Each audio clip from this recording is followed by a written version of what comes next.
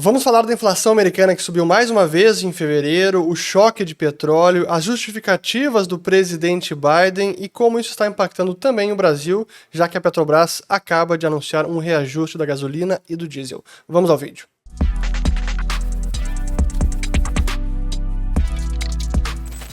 Muito bem, a todos aqueles que estão chegando agora aqui no canal, meu nome é Fernando Urrich, aqui a gente fala de economia, mercados e investimentos. Se vocês gostarem do conteúdo, considerem se inscrever, ativando o sininho aqui embaixo e também compartilhando esse vídeo. Sim, mais um sobre a inflação, porque ela é persistente, não é nada transitória, nem nos Estados Unidos e nem no Brasil, e agora tem o potencial, inclusive, de acelerar por conta desse choque de petróleo, do impacto nos preços de commodities agrícolas, fertilizantes, fretes marítimos, que vão acabar tendo reflexos no preço dos alimentos no mundo inteiro e no Brasil não vai ser diferente. Então eu quero falar sobre o que está acontecendo com a inflação americana. Amanhã vai ser divulgado o IPCA, depois eu faço um vídeo sobre isso, mas antes sobre a divulgação do CPI, que é o IPCA dos Estados Unidos, que aconteceu hoje, e também houve uma série de declarações, inclusive um vídeo da porta-voz da Casa Branca, que é a Jen Psaki, e a verdade é que a gente está testemunhando em tempo real muitas mentiras deslavadas e propaganda da Casa Branca, especialmente no tema inflação, e é o que eu quero abordar hoje. Porque claro que a guerra da Rússia contra a Ucrânia tem impactos diretos em tudo isso, mas o que a gente está vendo da inflação americana, que eu já venho comentando há muito tempo, ela é fruto de um processo que vem se desenrolando nos últimos 24 meses. Então não é de agora o Putin é o grande culpado como eles querem demonizar agora. É preciso entender realmente as causas essenciais. O que acontece agora com a guerra é mais um agravante de um processo inflacionário que já estava acontecendo. Mas começando pelo gráfico do CPI, que bateu então 7,9%, que é o maior patamar desde dezembro de 81, então lá se vão 40 anos. Olhando pelo CPI, o núcleo, que é o Core CPI, também estamos aqui em 6,4%, fevereiro de 22, e que também é o maior patamar desde lá do início de 82, então lá se vão 40 anos. E até mais uma medida de preço aqui bacana para mostrar, que é o Sticky Price Consumer Index, que são aqueles preços que são bem menos flexíveis e demoram para sofrerem reajustes, e esse é o Sticky Price que desconsidera preço de alimentação e energia. E o que a gente tem é que ele está subindo também 4,3% e que é o maior patamar desde o início dos anos 90. Então é um processo inflacionário que está aí abrangente, que está incorporando toda a economia americana. Não é apenas o petróleo agora pontual e nem é o Putin o responsável por esse processo. Pode ter impacto sim em alguns itens, mas o que a gente está vendo agora são causas passadas de meses atrás. E aproveitando mais um gráfico para mostrar as pressões inflacionárias dos Estados Unidos, agora segregado por item, temos aqui nas barras cinza os preços de serviços, sem alimentação e energia, aí preços de bens, depois alimentação e energia. E agora a alimentação e energia que pode ter uma elevação maior nos Estados Unidos e no mundo, por conta, claro, do petróleo. Mas isso tudo foi a inflação até fevereiro. Até o dia 28 de fevereiro. Agora a gente está falando, vamos começar a falar na inflação para frente, que aí sim vai ter o efeito do preço do petróleo, como a gente pode ver agora na tela, o petróleo nos Estados Unidos, que está batendo o WTI, que chegou a bater 125 dólares e voltou para 106, então está havendo muita volatilidade por conta da guerra que continua. Mas se a gente colocar aqui de 2021 até o fim do ano, ou seja, o ano inteiro de 2021, o petróleo nos Estados Unidos já tinha subido 95%. Então não dá para atribuir todo esse crescimento e a inflação ao Putin, como a Casa Branca faz parecer nesse momento. E eu vou colocar primeiro na tela Deixa eu colocar primeiro o vídeo da Jen Psaki e aí depois a declaração da Casa Branca. Então vamos lá, deixa eu colocar no ponto certo e agora sim, vamos lá. You may have noticed this week that your gas prices have gone up. I want to talk to you a little bit about why. A lot of it has to do with Vladimir Putin. The reality is that Russia is one of the 3 largest oil producers in the world, and the fact that they have started this conflict, invaded a foreign country, and they are such a big producer of oil in the world is the reason why the global oil markets are disturbed right now and why your gas prices are going up. The president's going to do everything he can to bring down the price of gas for the American people. But there are a few facts you should be aware of. U.S. production of oil and gas is rising. In fact, in the first year of the Biden presidency, there was more oil and gas produced in the United States than the first year of the Trump presidency. And there's opportunities to produce more from here. But part of this is on the oil companies. Right now, there are 9,000 approved unused permits that oil and gas companies could tap into now to ramp up production. So what the president is doing is ensuring we're taking steps here to get more oil out into the global marketplace. That includes the release of 40 million barrels from the Strategic Petroleum Reserve back in the fall, and he just announced their planned release of an additional 30 million barrels. The only way to protect the United States over the long term is to become energy independent. That's why the president has been so focused on investing in clean energy technologies, so that we can rely on that and not President Putin to set the price of gas. Aqui 3 comentários sobre a fala da Jen Psaki, porque ela faz parecer que praticamente toda a culpa da alta da gasolina é do Putin e da guerra que ele iniciou agora. E sim, esse é um fator e é um agravante, mas na última semana, nos últimos 10 dias, e não nos últimos 18 ou 12 meses. Porque a gasolina já vinha subindo há bastante tempo, de 2021, janeiro, até o estouro da guerra, tinha subido 112%. Ou antes do Putin acumular as tropas ali na fronteira da Ucrânia, até outubro, a gasolina subia 80% nos Estados Unidos. Então, não dá para jogar toda a culpa no colo do Putin. O segundo comentário, que é sobre o que ela disse que a administração Biden tem feito todo o possível para aumentar a produção de petróleo e gasolina nos Estados Unidos e aumentar até a independência energética, quando na verdade é todo o oposto. Desde o início do mandato, Biden tem tomado várias medidas para revogar licenças e concessões de exploração e postos de perfuração de petróleo de xisto e gás de xisto. No primeiro dia de mandato, um ato simbólico, ele suspendeu a licença daquele oleoduto, o Keystone XL. Então, assim, essas não são verdades que estão sendo faladas pela Jen Psaki. E até eu vou colocar para vocês aqui na tela, ó, temos uma thread bem interessante que traz todas as evidências para mostrar como o Biden, em a sua agenda de combate à mudança climática e combustíveis fósseis, está minando a independência energética dos Estados Unidos. E que ela estava sendo alcançada, e até quero mostrar um gráfico importante, que é a balança comercial dos Estados Unidos. Esse aqui até eu vou colocar em tela cheia, fica mais fácil. Ó.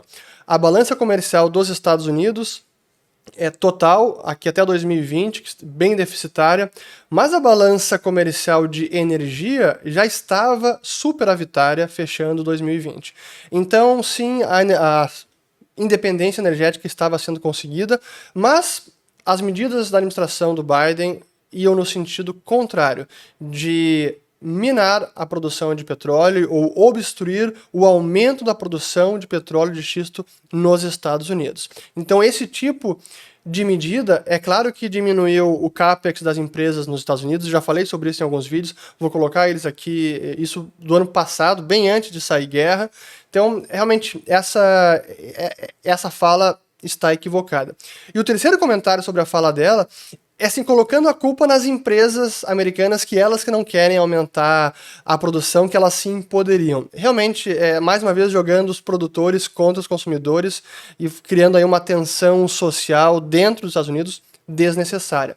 Mas eu queria mostrar também a declaração do Biden, porque junto com esse vídeo da porta-voz, foi publicado aqui um statement, uma declaração, do presidente Biden sobre o CPI. Imagina, é uma declaração do presidente sobre o índice de inflação em fevereiro. Foi divulgado justamente hoje. E eles comentam aqui, ó, repetindo a mesma coisa, que isso é o problema que as famílias estão sentindo, o impacto do aumento de preço do Putin. E que um grande contribuidor para a inflação desse mês foi o aumento nos preços de energia e de petróleo, ou de combustível, por conta da reação das ações agressivas do Putin. Isso não foi em fevereiro, isso foi mais em março. Fevereiro pode ter sido muito pouco, mas não... em março pode ter sido, mas não em fevereiro. Então vamos lá. Aqui, e sobre a liberação do estoque de emergência, 60 milhões de barris de petróleo, isso é nada. Os Estados Unidos consomem diariamente 15 milhões de barris de petróleo, então isso aqui vai durar 4 dias, realmente não vai ter nenhum impacto. Mas enfim, isso é para mostrar como a inflação é um tema muito sensível e que está minando a popularidade do Biden, e por isso ele precisa criar alguma narrativa que convença a população de que a culpa é de outra pessoa, agora é do Putin e não do Biden. Mas enfim, quem quiser voltar atrás em tudo que eu já falei sobre inflação e as principais causas, vou colocar alguns vídeos aqui para relembrar. E mais um fato que também impressiona, e é um pouco do momento relativamente surreal que a gente está vivendo de geopolítica, porque fruto da guerra da Rússia na Ucrânia, agora os Estados Unidos estão se aproximando do Maduro da Venezuela, outro grande ditador, para estimular que a Venezuela aumente sua produção de petróleo e venda para os Estados Unidos e diminua um pouco dos impactos de preço para os americanos. É realmente uma bizarrice sem tamanho. Mas enfim, o que isso significa para a política monetária do Fed? Ele segue pressionado, mas como eu já comentei, ele não vai subir juros para realmente combater essa inflação, e o mercado também não aposta nisso. Para a próxima reunião segue aqui as opções na CME de aumento apenas de 25 pontos base. A reunião é semana que vem, já dia 16 de março, e é isso que os contratos futuros aqui do euro-dólar também estão dizendo. Deixa eu colocar aqui o último ano. O contrato de junho dá que o juro vai chegar nos Estados Unidos em 1,5% em junho. Acho difícil, acho que não vai chegar a tanto. Mas enfim, algum aumento simbólico o Fed deve fazer na semana que vem. Tudo isso agora para falar sobre a inflação no Brasil, que também está sendo impactada por toda essa conjuntura internacional e o conflito na Europa. Eu já vinha comentando como no cenário doméstico, nós tínhamos vários indicadores que sinalizavam que a inflação tenderia a cair e que havia fundamentos para isso, câmbio caindo, dentre outros indicadores monetários e tudo mais. E eu dizia que a grande ameaça para a inflação brasileira era justamente o petróleo e o câmbio. O câmbio, pelo menos, está dando uma folga, tem caído, mas o petróleo agora voltou a subir, está disparando. E como a Petrobras, com a sua política de preço de paridade internacional, ela precisa aumentar, e ela vinha postergando o aumento, ela finalmente anunciou o aumento no dia de hoje. Então aqui temos que o reajuste vai ser de 18,7% para a gasolina e 25% para o diesel. Como diz a notícia aqui, a estatal estava há 57 dias sem mexer nos preços. E acaba de ser aprovado um texto que cria o auxílio gasolina e fundo para estabilizar preços dos combustíveis. Eu não consegui ainda analisar a fundo o texto, aliás, nem li o texto ainda, preciso refletir para ver que impacto pode ter. Mas a verdade é que a Petrobras não pode simplesmente não praticar os preços internacionais, porque se ela subsidiar o preço ou colocar um preço abaixo do mercado internacional, isso vai causar possível desabastecimento ou até mesmo a quebradeira de importadores, porque o Brasil é autossuficiente na produção de petróleo quase que em teoria, mas na prática, para o consumo, nós não somos autossuficientes, por isso que a gente sim importa gasolina. E se a Petrobras simplesmente ignorar essa realidade, o que ela vai acabar causando ao controlar o preço dos combustíveis artificialmente abaixo do preço internacional é um potencial desabastecimento e quebradeira dos demais importadores e posterior aumento de preço da gasolina, talvez até mais do que está no mercado internacional. Então, infelizmente, essa é a realidade, não tem como fugir dela. Eu até vou colocar um texto para quem quiser depois ler, que é aqui um do meu amigo Hélio Beltrão, presidente do Instituto Mises Brasil, que explica muito bem as consequências de todo esse arranjo e por que a Petrobras não pode simplesmente tabelar o preço da forma que ela quiser. E como consequência disso tudo, o que a gente está vendo é que aumentou o risco fiscal. Aumentou a incerteza, aumentou a preocupação de que o governo possa tomar medidas como está aqui indo nessa direção, de tentar aliviar de um lado a conta do consumidor. Claro, temos eleições nesse ano, mas o reflexo vai ser uma piora do fiscal. Então a perspectiva agora é de deterioração do fiscal, e é por isso que a gente está vendo as taxas de juros que voltaram a subir. Então, olhando aqui taxa de juros de longo prazo, o DI 29, que estava até relativamente bem de janeiro até fevereiro, depois daquelas máximas lá de outubro, a turbulência política toda, teve uma queda significativa, e aí nos últimos meses, até ali 24 de fevereiro, estava relativamente lateralizando ao redor de 11,5%. E aí agora, em março, voltou a disparar e ultrapassou novamente 12%, patamar que não chegava há muitos meses. E claro que aqui está essa piora fiscal, perspectiva de maior gasto e mais endividamento, portanto, juro também que tenderá a permanecer elevado por mais tempo. A Selic, o pessoal já está dizendo que vai chegar a 13%, ou essas são as estimativas dos analistas.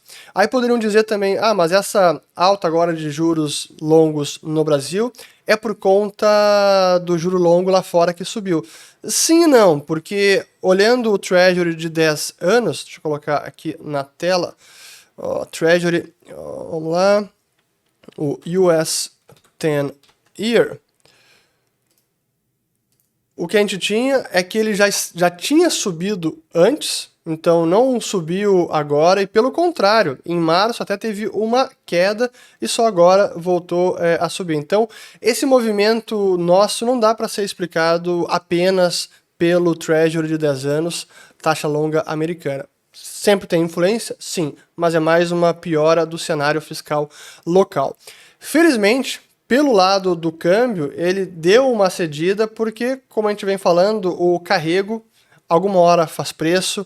No mundo onde as taxas de juros estão em 0% e o Brasil está arrumando para quase 12%, realmente muito diferencial. Isso atrai capital, ajuda a apreciar a nossa moeda, e que foi uma política correta do Banco Central, faço questão de dizer, de começar a apertar os juros, ajudou a fortalecer o câmbio, excelente, mas agora deve errar na dose e aumentar demais os juros, sendo que é um movimento global de preço do petróleo subindo, alimentos, fertilizantes, não tem muito que o Banco Central consiga fazer para frear essa alta dos preços lá fora.